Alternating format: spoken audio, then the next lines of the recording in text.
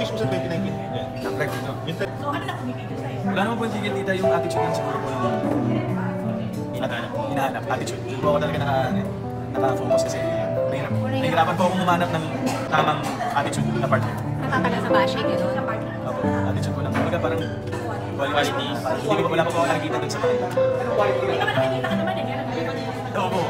Diswa. Diswa. Ano qualities daw sabi niya? Dito ako supportive lang sa maintindihan, okay lang ako.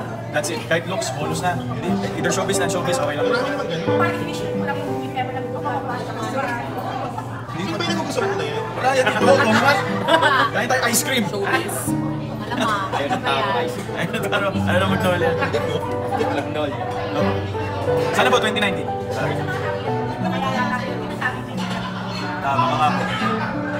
Meron ba talaga? Wala dito. Sabihan kita. Eh, paano may alam si Rose ah?